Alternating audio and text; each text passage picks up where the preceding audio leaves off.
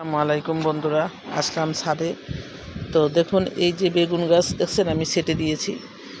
আসলে এভাবে ছেটে দিলে পুরানা গাছ আবার সুন্দর হয়ে আবার ডালপালা ছড়াবে এবং ফুলও হবে, বেগুনও হবে। সেই জন্য এভাবে কেটে দিতে হয়।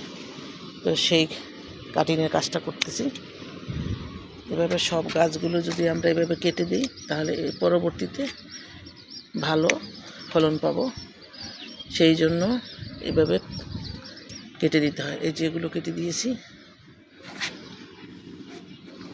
এই যে আমার ধানি মরিচ কি সুন্দর হয়েছে। এটা কিন্তু বোম্বাই মরিচের চারা বন্ধুরা।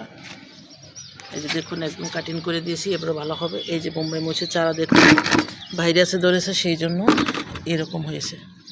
এখন এটাকে একটু মাথা একবার কেটে দিয়েছিলাম, আবার দিচ্ছি কেটে, যাতে পরবর্তীতে আবার ভালোই হয়, সেই জন্য কেটে দিচ্ছি।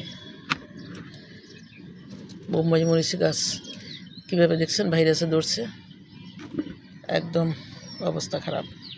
তো বন্ধুরা, আমার ভিডিওটি কেমন লেগেছে কমেন্টে জানাবেন।